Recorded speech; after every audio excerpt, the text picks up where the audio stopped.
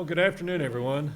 We appreciate you coming out on a rainy day. It's great to see a sold-out crowd here and people online as well streaming this. So it's going to be a great lecture, a great day. Before we get started, a couple of things. We have a flyer outside that Tracy Harris, our director, puts together that is just chock full of tons of things happening this fall. And if you got one of these 2 weeks ago, then you didn't get the right one, because this one starts with this activity and then goes on through the fall with lots of things that are fun to do and to be there. One of the things that hasn't shown up on here yet that's just come about is we just got approval to have picnics, sunset picnics here on top of Fort Negley. And that will happen on Saturdays in October from 3 o'clock until it's dark. And we would love to have y'all come. It'll be a family-friendly activity, but there will be some adult beverages if you want those. And so it ought to be a great time. We'll have some food, simple picnic food, and hope you're able to make it to that. Also, if you're not a supporter of the Friends of Fort Negley, we would appreciate your support. There are flyers outside as well. So, and I know a bunch of you in here are, and we appreciate that. It's a wonderful day today. We're great to have Dr. Taylor here in Nashville. She's already seen quite a bit just in the 24 hours or so she's been here, and heard a lot about who we are and what we do. The other thing that'd be remiss in not mentioning is in the back in the black is Sharon Francis. Sharon, can you raise your hand there? So Sharon has been the champion of these Path to Freedom lectures for years now.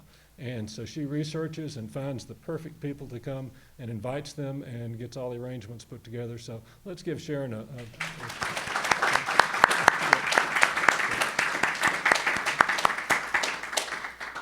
So I'll keep my remarks short and I'll introduce Dr. Angela Sutton. And Dr. Sutton has been on the board numerous times, is one of the foremost experts on what happened here at Fort Negley and in lots of other places as well. And she is going to introduce our speaker.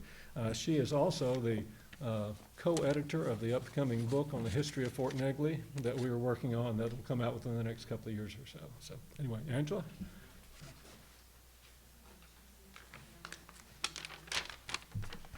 All right, thank you so much, Cyril. And thank all of you. It's so wonderful to see this beautiful group here, even though the weather is kind of dry and dribbly and rainy, but it's wonderful to have you all here to celebrate with us and to learn some of just the most forward-thinking and exciting history of the Civil War and of the Black population that coalesced around forts like Fort Negley, but also like Fort Monroe and other places. And so I wanted to say a little bit about the Path to Freedom lecture. I know I recognize a lot of your faces, which is really wonderful. That means that you come back year after year, and we are so grateful for your support. It's really wonderful to see some of the same faces. For those of you who haven't been here before during our annual Path to Freedom lecture, the Path to Freedom lecture is really something that was started when we joined the Underground Railroad Path to Freedom. It's a National Park Service initiative, and it is a way for us to really connect to this wonderful, rich history in America of enslaved people fighting back, pushing back, and creating new paths to citizenship for themselves in this country so that they could join the rest of us in becoming Americans. And Fort Negley is such a crucial place on that path, for even though people didn't necessarily, there wasn't this hiding in the basements here, there wasn't the traditional idea of like going up to Ohio, up through New York into Canada, but Fort Negley is a place, as you'll learn soon with the lecture, where a lot of enslaved refugees ran in order to hide behind Union lines, right? They joined the military, and they worked hard for the military to build the defenses of Nashville. Nashville was actually the second most fortified city in the entire country during the Civil War, because we were the linchpin of the Western theater of the Civil War. So it is just an incredibly important and exciting history. This is really the last final hurrah, the final battle that helps to bring the Civil War to its end. And the people that helped to make sure that happened were 4,993 enslaved and free builders of the defenses, including Fort Negley, and 13,000 black soldiers of the United States Colored Troops, which were the segregated regiments of our US military, right? And so we're going to say a little bit more about that today as well. Let's see. Another thing that I really wanted to get across is that for too long, Black participation in the war was seen as this like optional addendum to Civil War history. Or when people looked at the histories of places like Fort Negley that have significant Black populations surrounding them, people would think like, oh, this is the Black history part. No, absolutely not, right? This is American history. This is a rediscovery of what happened in the US to create a new nation, a more perfect nation. Not a perfect nation by any means, but a nation that was certainly more perfect than one that had its entire economy based on the enslavement of a group of people based on their skin color, right? And so the idea really is that we have these audacious, new, wonderful, big, inventive scholars who are using these really big ideas where they think through how does our understanding of American history change when we incorporate that history that we used to label as Black history and make it everybody's history, yeah? And Dr. Amy Taylor is one of these people. She is one of these big, broad thinkers in a rich intellectual tradition that starts with W.E.B. Du Bois, right? He was one of the first people. He was a professor at Fisk here in Nashville. He was one of the first people to say it out loud, right? He was like, this isn't just Black history. We changed the entire country by what we did here, right? So it starts with W.E.B. Du Bois and comes through to some of the speakers that we've invited here at the Underground Railroad Network to Freedom Lecture. So we've had people like Richard Blackett, right? Lee Rotha Williams, Jane Landers. We've had Margaret Washington and Thavolia Glimpf, right? These are some of the biggest names in these fields. And they're the biggest names because they have the most all-encompassing views and ideas for how our understanding of places like Fort Negley, places that were neglected, places that were forgotten, completely changes how we understand American history. So with that, Dr. Amy Murrell Taylor is the T. Marshall Hahn Professor of History at the University of Kentucky. Her most recent book, which is what we're going to hear from this time, is Embattled Freedom, Journeys Through the Civil War's Slave Refugee Camps. That came out with UNC Press in 2018. And I hope there's still some copies that you can grab yourself out there. If there's not, please get yourself a copy or check it out from the library, because you will just not believe some of the things that she's been able to find out about not just Nashville, but about the entire South, right? And this book has been honored with multiple national prizes, including the Civil War and Reconstruction Prize from the Organization of American Historians and the Frederick Douglass Prize, given by the Gilder Lehrman Center for the Study of Slavery, Resistance, and Abolition at Yale. The Gilder Lehrman Prize is the prize. The Frederick Douglass Prize out of the Gilder Lehrman Center is the prize, right? This is the prize that we are all working toward. And Dr. Taylor has got one so early in her career. It's really, truly amazing. She is also the co-author of the American historical textbook, America, A Narrative History by Norton, that came out this year, as well as the president-elect of the Society of Civil War Historians. Please, please help me welcome Dr. Amy Murrell Taylor.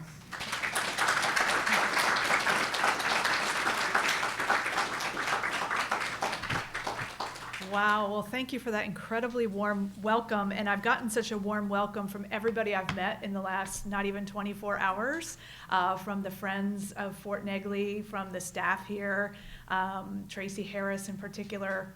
So I just want to thank you all for that. I had heard about some of the work that was being done at Fort Negley for a number of years. And I always just told myself, I need to get down there and see it. And you know how life goes.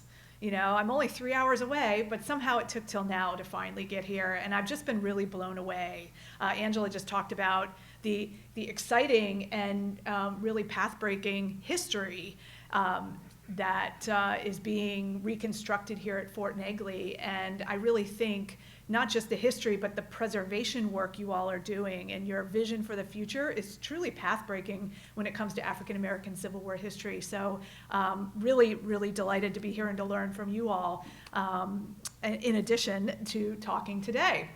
So what I'm going to talk about today is really the larger history in which Fort Negley sits. We're going to talk about the history of the Civil War, and in particular, its most important outcome, which was the emancipation of nearly 4 million men, women, and children from slavery. Now, emancipation is something, and it's a word, and it's an idea, and it's an event that I think most Americans have some association. They know what we're talking about. And I think usually when the word emancipation comes up, probably what comes to mind is an image along these lines. So this is, you may have seen this before, this is from the artist Francis Carpenter, who spent some time in the White House during the war. He was actually there at various times. but he was there in the moment when Lincoln was meeting with his cabinet in the summer of 1862 to tell them that he planned to initiate emancipation. And so Francis Carpenter documents this moment in this painting. So I think this image really does sum up the dominant story of emancipation that Americans have told for so long. A story of Lincoln, a story of the Emancipation Proclamation, and a story that really centers on one decisive moment, one decisive act when freedom came for nearly 4 million men, women, and children. And don't get me wrong, the Emancipation Proclamation was incredible and important and deserves the reverence that it gets. I think the National Archives puts it out on display maybe just a couple days a year because I think it's quite faded. It really can't be out there in the light. And I know lines of people show up to see it, and that is very well deserved. But in the course of my training and coming up as a Civil War historian, I came to learn that during the war, there were photographers that were traveling the South and taking pictures, and they were sending different kinds of photos of emancipation back to the North. Photos not of what was going on in the White House, but what was going on inside houses like these or in and around them. Houses that were hastily built cabins, as you can see here, newly built inside the lines of the Union Army, built not to house soldiers necessarily, but to house hundreds of thousands of people who were fleeing slavery and seeking refuge behind the lines of the U.S. Army. People who were refugees from slavery. Now, these images, like the one I just showed you from Helena, Arkansas, and this one from Port Royal, really grabbed my attention years ago, and they still do, because they point to what I came to think of as a disconnect between the Lincoln Center story of the Emancipation Proclamation that we tell, and then this, images of people who didn't get their freedom overnight in one decisive moment, but instead who hit the road under some of the most dangerous circumstances and sought refuge with an army that was waging the most destructive war this nation had ever seen. Freedom didn't come to them. They went searching for it. And it took some time to find it. They didn't find it overnight. Sometimes it took months, sometimes it took years. And so I came to realize that the story of slavery's destruction was far more complicated and involved a massive dislocation and displacement of people that at some points resembled a modern day refugee crisis. And I began to ask why. Why did this happen? Why did it have to happen? Why? And how was it lived and survived by those who were seeking freedom? And so those were the questions that sent me down a multi-year journey of my own to research this history that culminated in this book that you've heard about already, which aims to tell a fuller story. Again, not decentering the Emancipation Proclamation necessarily, but telling the fuller story around it, of how exactly enslaved people became free during the war. How did emancipation work on a day-to-day basis? How does one get from point A to point B? So that's the story I want to share with you today. And it begins in the war's opening days, because that is when enslaved people in the South began, or really expressed a determination that this war was going to have something to do with them and their freedom. In the war's opening days. It's in those initial days that some of them began fleeing slavery altogether. I mean, I'm talking the first couple weeks of the war. In places like Washington, D.C., Baltimore, Florida, Fort Pickens, Florida, places where the U.S. still had an army installation. They set out in scenes like this one. This is another one of those photos that has grabbed my attention. This one in particular, I think came up in dinner last night. And it's just one that I just see something new every time I look at it.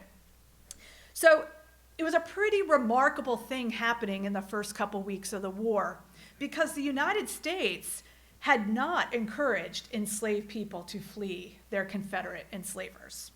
In fact, President Lincoln promised in his inaugural address that he was not going to interfere with slavery where it already existed in the South, meaning he was not going to encourage enslaved people to flee, and the United States was not going to welcome them in, not going to protect them. Instead, the United States was going to follow federal law, which at the time, in the Constitution and in the 1850 Fugitive Slave Act, required the federal government to help return fugitive slaves to their owners. That was federal law at the time. He says, I'm fighting a war to defend federal law. We're going to stick to it. Well, enslaved people, crucially, didn't accept that, especially those who were running in the first few weeks. And they kept running to Union Army lines, and they kept trying to persuade U.S. officials to allow them into their lines, protect us from going back into slavery. And many of those U.S. officials dutifully turned them away in these first weeks of the war, until about 6 weeks in March 1861. Along the coast of Virginia is Fort Monroe. Maybe some of you are familiar with it. It's right by Hampton, Virginia. A group of enslaved people, and it's depicted here in an illustration that appeared in General Benjamin Butler's autobiography later in life. There was a group of them, but 3 men in particular, who showed up: Shepard Mallory, James Townsend, and William Scott. And they go to the new commander at Fort Monroe, who had just arrived, Benjamin Butler, and they make the same case. And they tell him in particular, they said, if you let us stay, that's going to take labor away from the Confederacy. Because our owners want to go send us to work for the Confederate Army. So if you let us in, you're going to take labor away from the Confederate Army, and then we can work for the Union Army. It's like a win-win for you. Well, Butler, at first glance, was not somebody who you would think would be sympathetic with them. He, in 1860, in the presidential election, he did not vote for Lincoln. He did not vote for the Northern Democratic candidate, Stephen Douglas. He voted for John C. Breckinridge, the Southern Democrat. So he voted for the Southern candidate, basically. He was not an abolitionist. He didn't have an anti-slavery agenda. But when war comes, he is loyal to the United States, and he wants to win this war. So when they make an argument that this serves your military interests, he sort of perks up and he listens, and he's persuaded. So Butler issued an order to his men at Fort Monroe to allow anybody fleeing slavery to be welcomed into the lines at Fort Monroe and to be protected. Now, how could he do that when the federal law told him to do otherwise? Well, he came up with another legal justification. He said, we will do it, or we will allow them in and protect them as quote unquote contraband of war. So in a way, he's looking at them, well, it's not in a way, he is looking at them as property, as enemy property, that in a time of war, they have the legal authority to seize. So his order is not a grand gesture of freedom exactly. He's still viewing them as property, just like the slaveholding class was. But it was still an order that would open the door. And it was a big door, one that was pushed open even further by hundreds of thousands of men, women, and children who would end up fleeing southern plantations and farms throughout the course of the Civil War. 500,000, that's actually a conservative estimate. It's probably more than that, but 500,000 alone is 1/8 of the enslaved population that flees. So pretty significant proportion. Because of course what happens is what Butler does there then starts to spread to other Union military installations. And it happens wherever the Union Army goes in the South.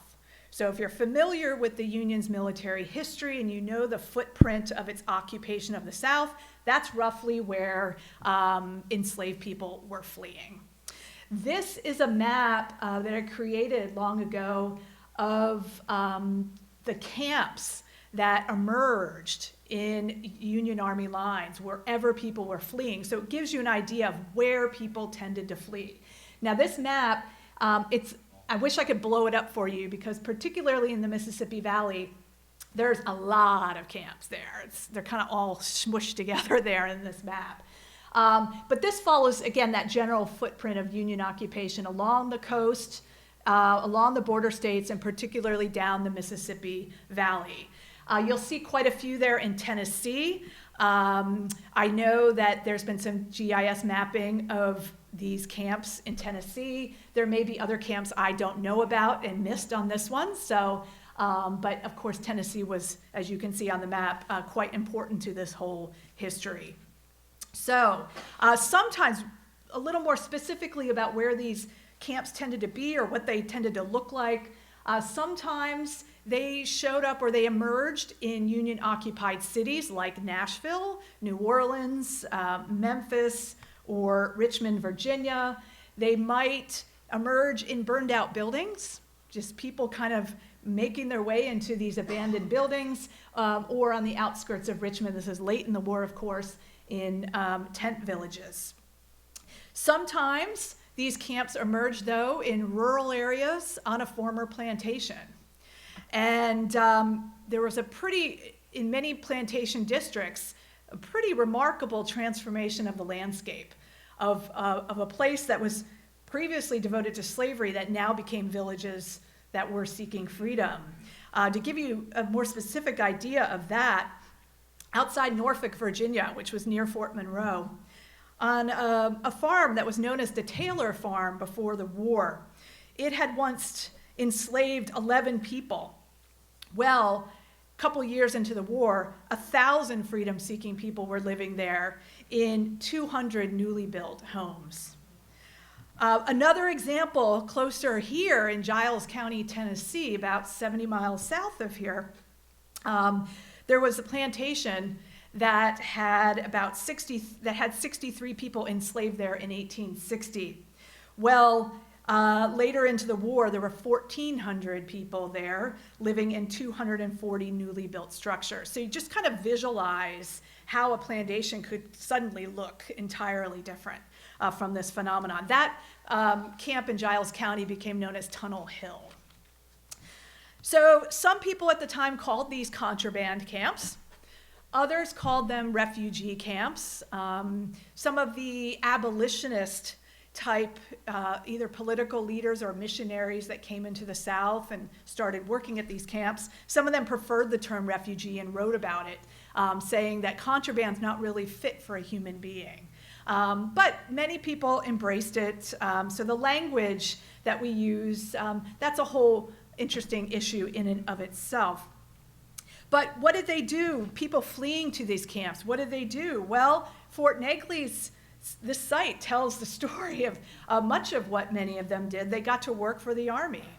And men would get to work doing heavy labor, building defenses like you see here, building military roads, digging ditches, burying bodies.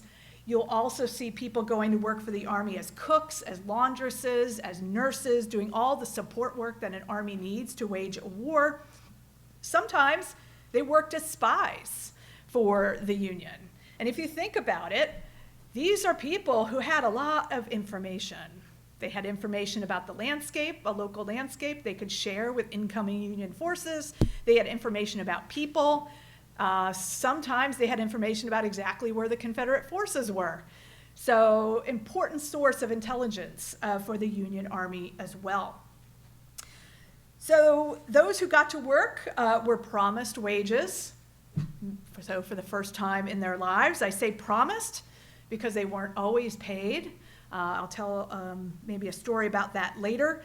But at the beginning, that was largely the idea that now they would become wage laborers. In some places, especially those removed from the threat of active combat, so if they're in a region that maybe had flared up, but now the armies had moved on and they were sort of left behind, places like that, we start to see the camps evolve into something that looks more like a permanent village.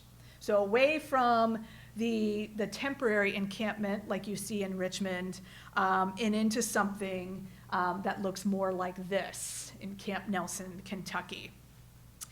New schools, churches were established in these more stable village-like settlements, sometimes with the help of northern missionaries who came into the camps to assist from northeastern cities. Some of them were members of the American Missionary Association. Many Quakers came into the South as well. The same Northerners also arranged for a flow of money and resources to start making its way into the South and into some of these camps. And what I mean by that is not just money, but also clothing, shoes, supplements of food, school books, Bibles, and so forth. Just to give you an idea of how much started flowing into the South, and even as I say this, it's never enough, but still. In the first 4 months of 1864, Chicago, or people in Chicago, sent 25 tons of clothing into the Mississippi Valley. So big mass effort here. Some of these more stable villages, I missed a really important image. Talking about some of the work that some of the refugees did for the Army. Working in hospitals was one of them. And here is a picture of Hospital 19. I was asking Tracy today if that is indeed what the National Archives identifies this as Hospital 19. I wanted to double check that was the case, but I can't believe in a talk in Nashville I skipped over that picture. So, school at Camp Nelson. Okay, what I wanted to show you here was some of these places that did become more formal and took on the characteristics of being more of a long-term settlement. And this is on Hilton Head Island. It's Mitchellville. And you can just see, this is an aerial shot of a settlement that really looks like almost some urban planning was going on here. I mean, they set up roads in the grid pattern, and you can see those little dots there. Well, those are these houses right here that I had on the screen at the outset. So Mitchellville, South Carolina. Another one, Freedman's Village, Arlington, it says Arlington Heights, Virginia, Arlington. When I say that, you probably think Arlington National Cemetery, and it's all the same land. Anybody know whose land that was before the war? Robert E. Lee, okay. So here, look what happened to Robert E. Lee's land. During the war, it's transformed into Freedman's Village. And you can see from this diagram, the way, again, there's some planning that's gone on here. It's not just the houses that you see in those little red squares, but there are parks, there's a pond in the middle, there are roads, there's schools, hospitals, and so forth. Each of those red squares is represented in this photograph by one of those houses. So those are the houses. They were actually two-story houses. They were essentially duplexes meant to house two families in them. So each of those houses, were of course really important to those who were fleeing to the camp for functional reasons. I mean, they need a place to sleep. They need a roof over their heads. But they also really represented something important symbolically too. Because to have a place in a house like that is to have kind of an anchor in this area behind the lines of the Union Army, to have a place. They weren't, when they came into the lines, they weren't given an ID card, they weren't given any legal papers or anything like that, but this became sort of their tangible connection. They had a place in Union Army lines, and hopefully a metaphoric place in this thing we call freedom. So it was really important, both practically and symbolically, to get into one of these places. But you could say these were the luckier ones, the ones that actually had some distance from active combat and could, build such villages. Many, many other camps were located in places where if it wasn't the flooding of a river, it was incoming enemy troops that were posing a constant threat. I don't have a picture of it, but I want to come back to Tunnel Hill in Giles County that I talked about before. So these residents experienced that when in September 1864, Nathan Bedford Forrest troops came roaring in.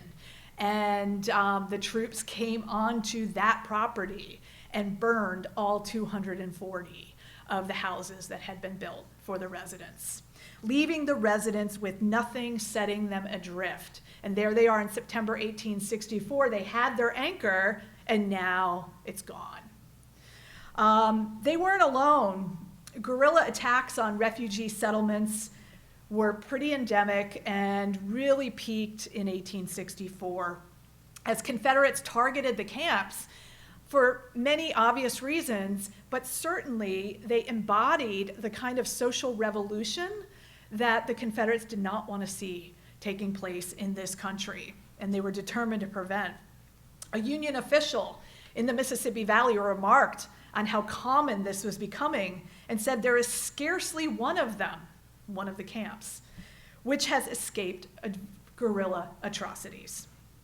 So this experience, I think, sums up how an emancipation that took place during a war, facilitated by an army, how it was going to be rough and chaotic and uncertain and ultimately a deadly one. So that really raises the question of how did all these people do it? How do they survive? How did so many of them survive this? And what kept them going? How did they do it? Just stopping to think about, what we know about the danger and the risks that they were confronting. How did they do it? Well, that's not an easy thing to figure out. I set out initially to follow the experiences of just, you might call, ordinary people who fled to these camps, okay? People who were not famous, who have not gone down in history as known in the Civil War.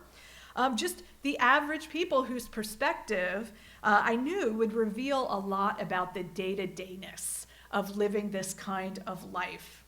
I was also interested in getting to know individuals and disaggregating this mass of people that are often described, I think, in some of our history books as the slaves or the refugees or the contraband, as like a group of people. And I wanted to pull that apart and really put some names and faces into the story. But of course, the big challenge of following individuals throughout this particular history is that they didn't leave behind 2-volume memoirs like Ulysses Grant did. They didn't leave behind a big trove of letters like Abraham Lincoln did. They didn't leave behind all the speeches that Frederick Douglass did. So they either could not write or they didn't have access to the publishing outlets that so many other people did. But I did learn, as you all have learned, and especially Angela in her work in Builders and Defenders, that the Army was a pretty incredible record-keeping machine during the war. And I say incredible because I think of the Army in the Civil War as, constantly on the move, and they've got, more pressing things to worry about than documenting every little action or every little food ration that they're giving out or everything. But it turns out they had clerks that were traveling with the Army who were, with beautiful handwriting in most cases, fortunately for us, documenting everything that's going on in some of these armies. That's a little exaggeration, but some real detail. And so I started going through a lot of Army records, such as this one. This was a ledger kept by a clerk in Virginia. And as people were coming into the lines, he interviewed them and he'd write a little biography talking about their situation, which was a pretty incredible find. A record book of laborers hired to build military roads. This one's from Central Kentucky, but it's an incredible record you have here at Fort Negley that provides the same kind of information. Register of deaths in other places like Helena, Arkansas. There are registers out there keeping track of who got food rations because when the people are fleeing into the camps, at least initially, they were offered food rations. Now, the Army was very much intent on not letting that continue for very long. They wanted the people to support themselves as quickly as possible, but they did sometimes keep very detailed records of food rations. So what I tried to do was, obviously these are not records kept by the refugees themselves. They do not reflect their voice. These sources don't necessarily. But what they do document are actions. They document where somebody was at a particular point in time and what they were doing. Somebody working as a cook at this place at this time, and then maybe they show up in a hospital record somewhere else at another time. And what I tried to do was connect those dots and start seeing their journey and beginning to tell their story. So I want to give you a glimpse of some of the stories that I pieced together as a result and give you an idea or a more personal view of this experience of fleeing to the camps. And I'll begin here in Hampton, Virginia. This is right near Fort Monroe. And I don't have a picture of the two people I want to tell you about. No picture has survived that I have found. But their names were Edward and Emma Whitehurst. And they had been enslaved on a plantation outside Newport News, Virginia. And when the Civil War came, they were among those who in the early days of the war fled. In the first month, they went to a Union camp in Newport News and then pretty quickly made their way to Fort Monroe. So they were among the very first people fleeing to Fort Monroe after Butler's order. They began working in the Union hospitals as a cook and as a nurse. Edward also worked as a guide for the Union Army on some of their movements and on a particular battle campaign there on the Virginia Peninsula that first year. But within months, they left and quit their work with the Union Army. Now, why did they quit? Well, you could say they were exercising one of the prerogatives of freedom, even though they weren't recognized as free yet by the Union. But, the ability to quit one's work was something they never could do before. But why would they quit? Well, it could be because of the endemic problem there at Fort Monroe and in other places of being promised wages, but then the Army doesn't follow through and pay them. Well, we don't know exactly what prompted them to quit their work, but I did figure out what they did next, and it was something I didn't expect. They went across a creek to Hampton, and they opened a store selling food. A store. So I didn't expect that because, to start a business, you're going to need a little capital. You're going to need to have things to sell. And how did they pull that off? Well, it turns out that they had been saving. Going back to their days in slavery, Edward, it turns out, had been what was called a hired out slave. So he had some skill, I still don't know what the skill was, that other people in his county or community desired, and so his enslaver would basically rent him out, but then let Edward keep a fraction of the wages, which sometimes happen. So later on in life, Edward would make a note that he had a trunk of gold and silver when they fled Fort Monroe. So that is what they used. They went and they bought food. They also went back to their original plantation. Their owner had fled the region. He wanted to get away from the Union forces. And they went and harvested some of the foodstuffs that they had been growing themselves. So they opened this store. So it's a really interesting moment that I think points to one of the most pressing needs of this refugee population, which was to support themselves financially upon entering Union lines. They got to make a living. It's one of the most basic foundational layers of freedom.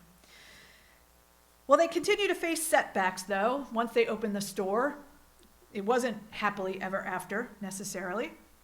But the setbacks, it turned out the worst one, came not from Confederate forces, but from Union forces, their supposed allies. Because about a year after they established their store, a year after is August 1862. If you're up on your Virginia military history, you'll know that the Union had made an attempt again at the Confederate capital of Richmond in what was known as the Peninsula Campaign, led by General George McClellan.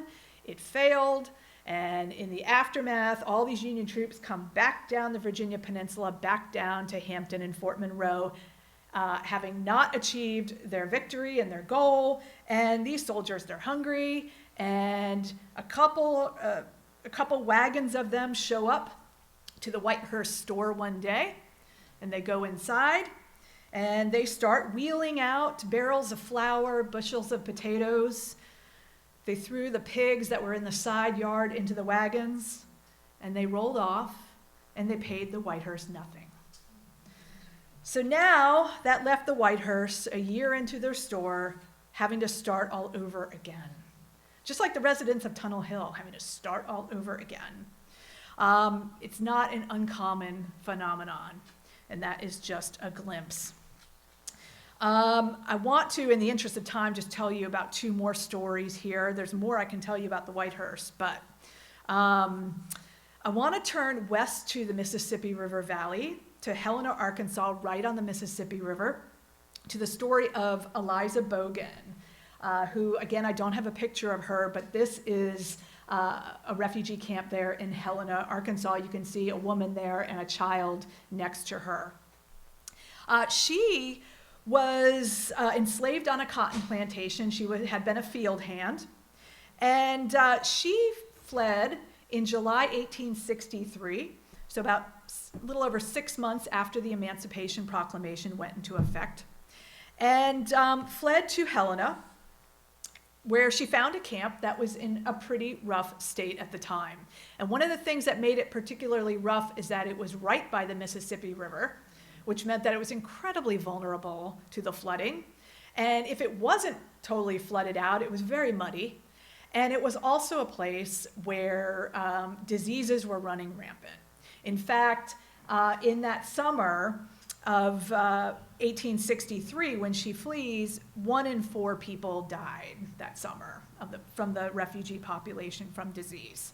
So that just gives you an idea of what a deadly place it was. But in her mind, it was still a refuge. So Eliza fled. She fled a man named Josiah McKeel, her enslaver, who, just to give you an idea about him, he had once been brought to court and tried for cruelty to slaves.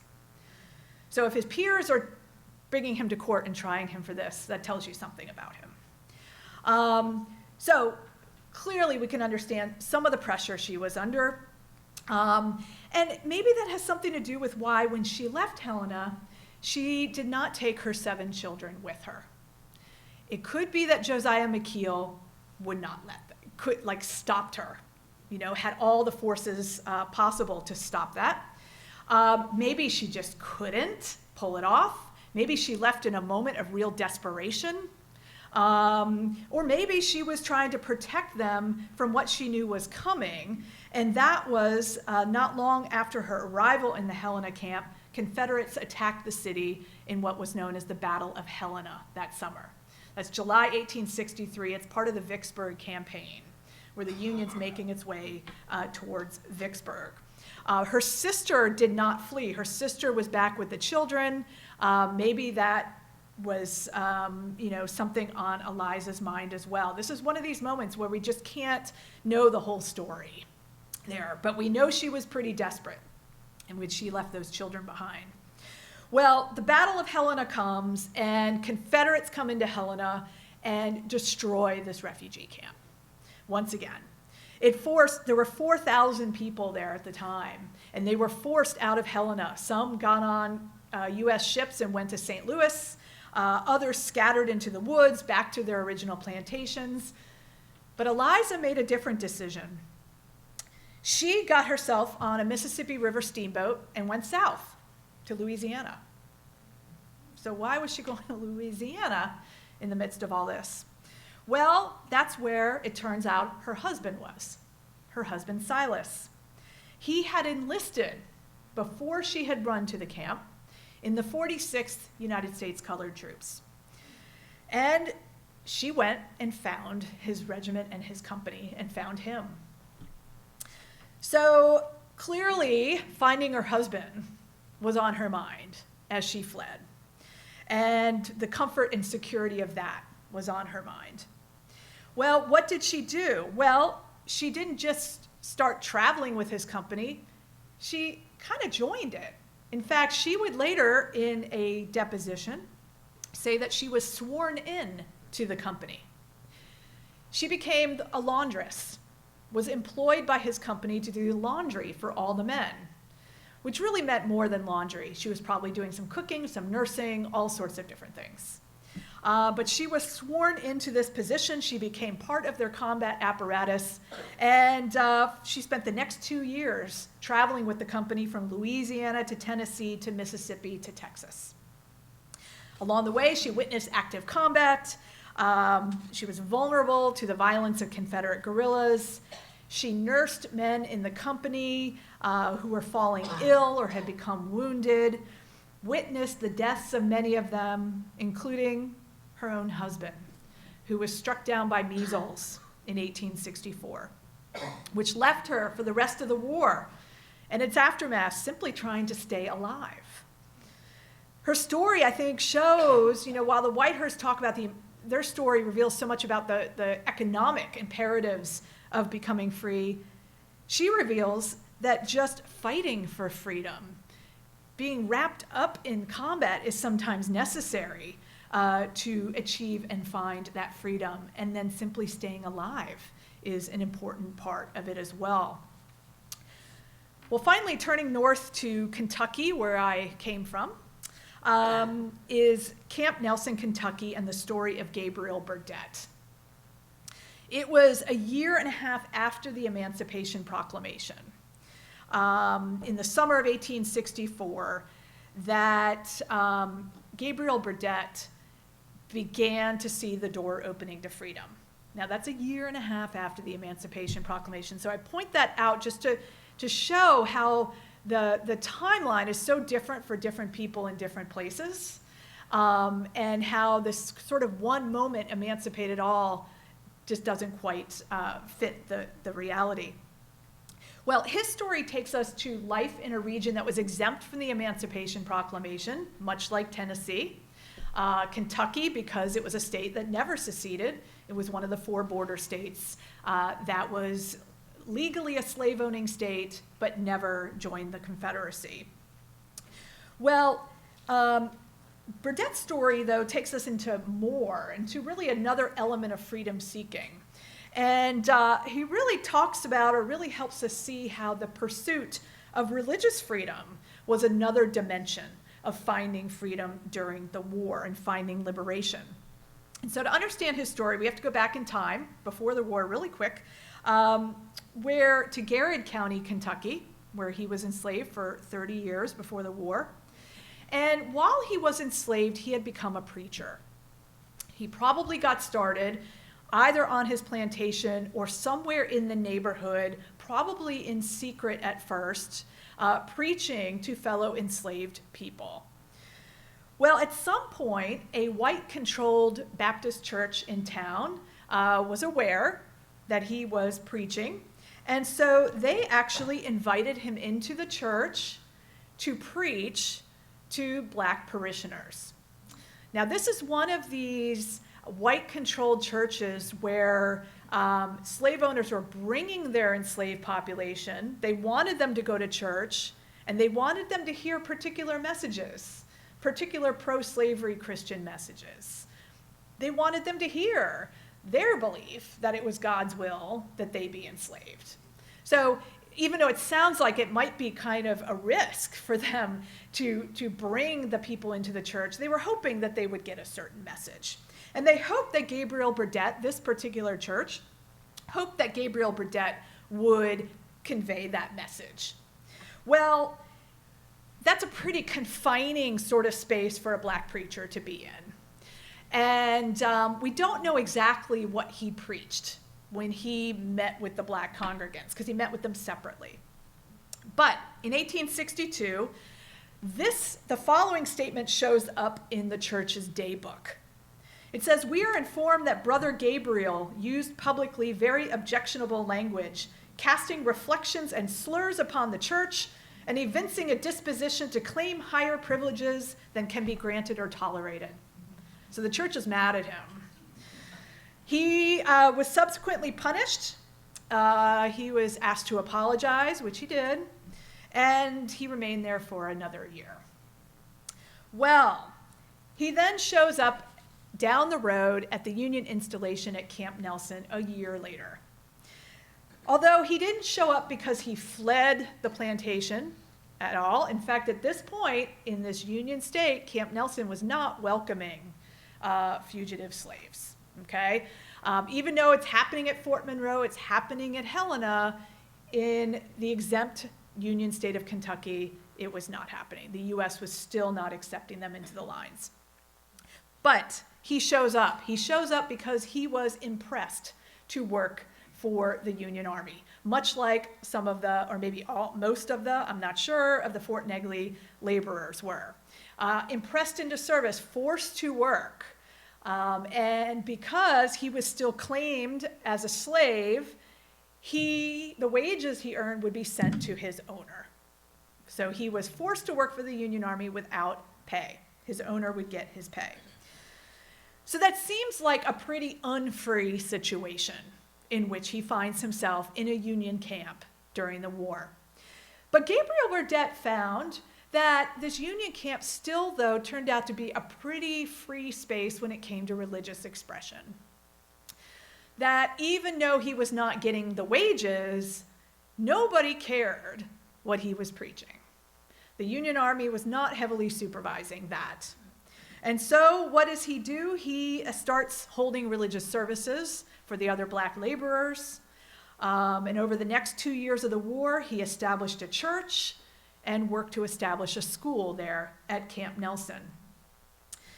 His church, interestingly, was not affiliated with any denomination. It was independent. In his mind, traditional denominations even the Baptists, were tainted by their ties with pro-slavery Christians.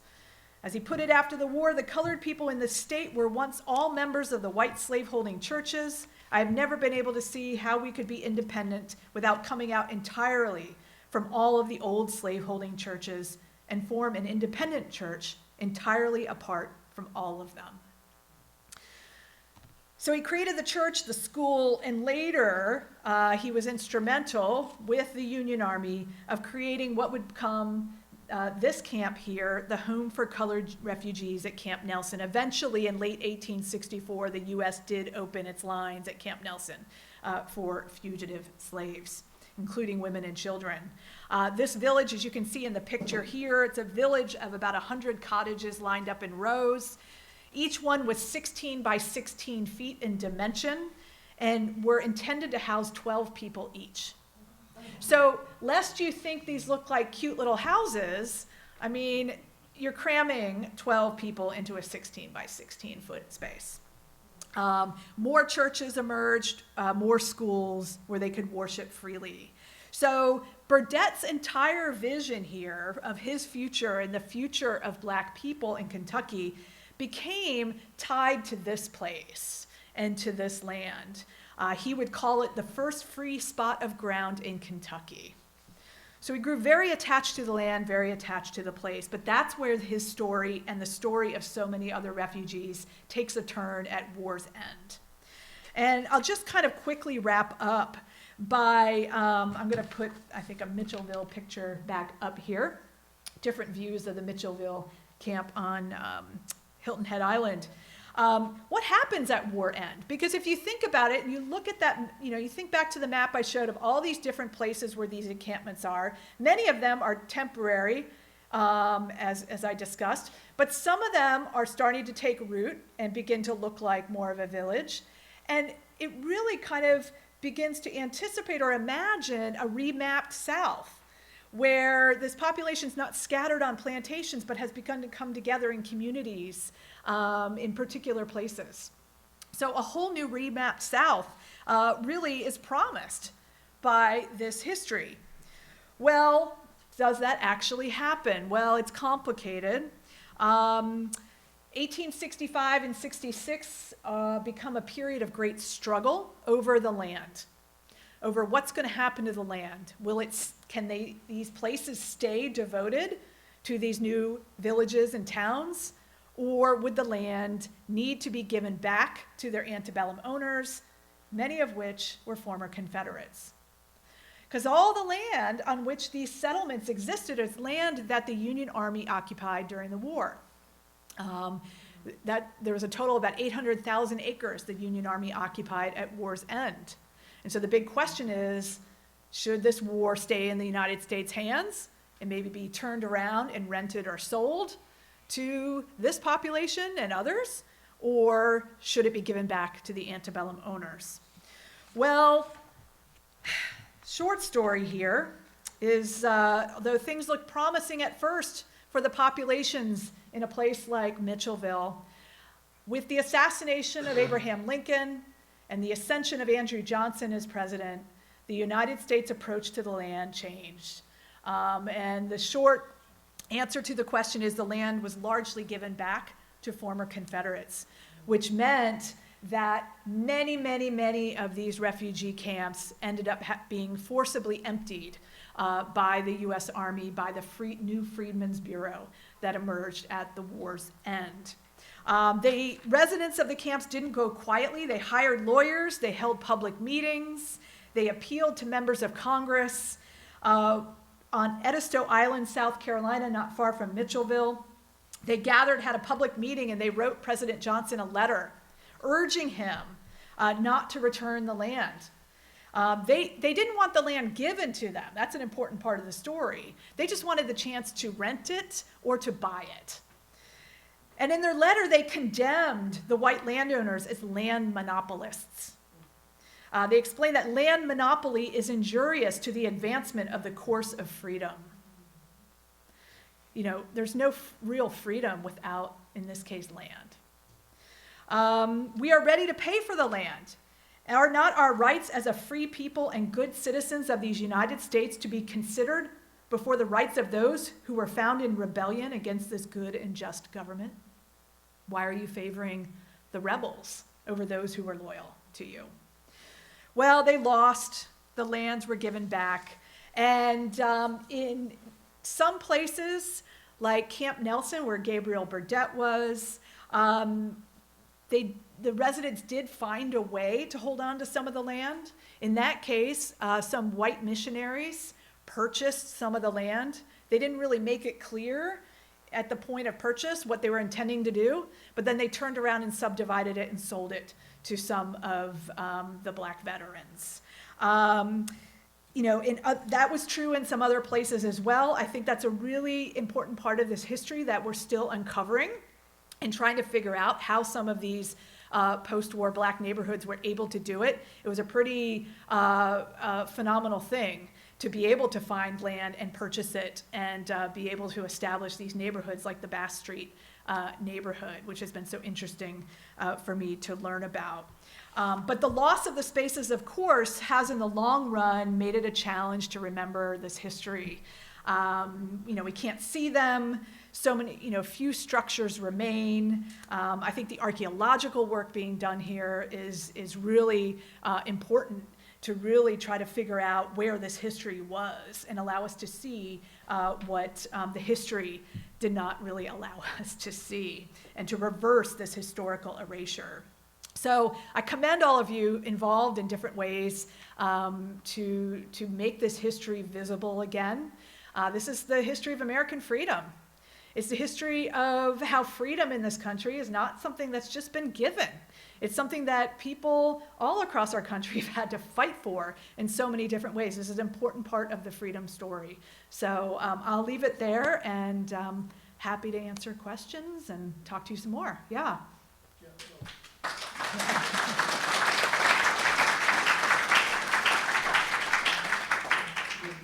Nathan Bedford Forrest established the Ku Klux Klan in Giles County. Yes. Do you know if these remaining settlements at that time were targets of the Klan? Well, didn't somebody say that the Klan targeted Fort Negley? I mean, there's one example right there. So a lot of these had been torn down by the time the official Klan was really getting going, but others of them were destroyed or targeted by all those groups that kind of anticipated the Klan. You know, they weren't yet the Klan, but they were, you know, exactly, yeah, so absolutely. At Camp Nelson, where I said the missionaries bought the land, initially there, the land was not originally owned by a former Confederate. It was actually a Union man who wanted to sell his land to freed people, and his white neighbors got really violent and wouldn't let him do it. So that's why the missionaries came in and kind of circumvented. Yeah. Did the United States Army ever offer like any protections to like some of the former refugees and stuff, like after the Civil War and all that? Yeah, well, you could say yes in the sense that many of these Army officials went to work as agents of the Freedmen's Bureau. And the Freedmen's Bureau has a really interesting history. I mean, in the end, it didn't accomplish a lot of what people hoped it would, but it was an organization that was, for a time, providing food rations, health care, education, very important, thank you. So, in a sense, yes, it continues in that form. But the Freedmen's Bureau, like so many government agencies in our history, vastly underfunded. They can't really do the job that needs to be done. Yeah. Mm-hmm. So I'm trying to do some math in my head, which is dangerous. But so I think you said something like 500,000 enslaved people fled from their plantations Mm-hmm. and looked for refuge somewhere. Uh-huh.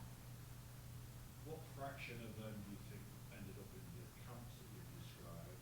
There were 100 of them, Uh-huh. hundreds of them, versus other routes they may have taken that actually are maybe quite different than the route you So the number I gave you was a number of those who came into contact with these camps at some point. Now, some of them were men who then went and enlisted in a black regiment and then would go off with the army. It is not a number of all the people who fled slavery. That's a harder number to get. This one is based on, at various points, government officials tried to do censuses of some of these camps or some of the regions, and they would report them. Now, they never did it consistently. They never did it at the same time. So the numbers, it's really difficult to work with. The estimate of 500,000 comes from those records, and it was done by the editors of the Freedmen and Southern Society Project at the University of Maryland. They're publishing a lot of these Army records. So that's what the number is, really. That was about 10 to 20% of the total enslaved population. It was 1/8, yeah. Mm-hmm. Yeah. Yes? Professor, you write your book about John Eaton, who, in his memoirs, tells this amazing story about how he's called to Grant's headquarters in 1862 in Grand Junction, Tennessee, and is given this charge Yeah. to figure out what to make of these folks who are coming into their lines. And it happens that Eaton at least tells the story that the first time they meet, they're at cotton harvest time. Mm-hmm. And Grant figures out, well, all these guys are gone, let's take the cotton and make use of it. Mm-hmm. How much credit should one give to the Army, as Eaton does, for the purposeful establishment of these camps, and how much do you think they were organic efforts of persons seeking freedom? So I think they were, in pretty much every case, organic efforts. I mean, if people hadn't fled there in the first place and start taking up residence, the Army wouldn't have responded. The Army was very much responding to what was happening. But the Army does deserve credit. And, once I start making generalizations about the Army, sorry, I forgot about the streaming. Okay, it's probably easier to hear me in this room, too. It's a little hard to generalize about the Army, and we want to. And yes, the Army is an organization that runs according to very clear sets of rules. But, if you look at this history, what one commander's doing in one place and what one's doing in another are very different. And there are some who are actively undermining what the freed people are seeking or what the refugees are seeking, and there are others who are much more abolitionist-minded. So it gets very hard to generalize, but what the Army does do is provide, by and large, protection. I say by and large because, again, there's some places where some of the commanders aren't doing a very good job of protecting, and sometimes are sending people back into the arms of their enslavers, or into the slave trade in a few cases. So very hard to generalize, but the Army by and large provides protection and kind of this space where many of the people fleeing can begin to imagine this future that they had long been seeking, in the act of establishing a school for their children. I mean, that's kind of the realization of something they had long hoped for. And that wouldn't happen without that protection. So the Army's very important here, but I can't generalize, and I can't say that without some qualification, which is really important, I think. But just to follow up on that, in Chattanooga, a community develops on the north side of the Tennessee River. Mm-hmm. Becomes known as Hill City. So you can still find people who call it Hill City. And it seems as though that community flourished post-war for two reasons. One, they were fortunate in that the land that the city was built on had originally been owned by a Quaker who allowed that to happen on his land. But the other thing was there was this geographic barrier between the community and the rest of the city, which became both important and symbolic in different ways later, but there seemed to be, whether that was a good idea or not, space Yeah. that allowed, and that community flourished. And if you go to Chattanooga now, of course, it's a community that's turning over, and people now have $800,000 mortgages in that. But in what you say there, that you can see how the natural landscape is kind of an actor in this story too. And it shows up in other ways in what I write about. At one point in the Mississippi River Valley, the Army starts sending refugees. They want to get them out of Memphis and some of the cities, for all sorts of reasons why. And they start sending them to islands in the Mississippi River. And they portray this as a protective move. They're going to be protected from Confederate guerrillas because an island is isolating, and we can more easily police that and so forth. Well, there's a reason why these islands weren't occupied before the war. And so they flood, and it's terrible. And, the people have to come back. And so interesting how the natural world and landscape is used. I mean, it's used in so many ways in this war by the military, but that's another way. Any other questions? Yes? I noticed your book was dedicated to Gary. What was the name? Was it Gary? My husband? Yeah. Who's Scott? Scott, thank you. I'm sorry. I bought the book months ago. And had it on my reading list, read it. My father-in-law is Gary, but I don't think I know. dedicated it to And then him. I saw this talk. And then I saw this talk and said, I need to start reading that. I forgot about it. So I started reading it, and I noticed it said to Scott, but I didn't know who Scott was, and then saw it in the acknowledgments. So it mentioned he kept you loaded on chocolate and bourbon. Oh, yeah. I was curious, which bourbon did you like? So that's what this question's all about. Ask the Kentuckian about the bourbon. Well, I noticed you moved to Kentucky, so you must have. I did. I've been there for 13 years now. Okay. My favorite bourbon is probably Blanton's. Okay. Yeah, by Buffalo Trace.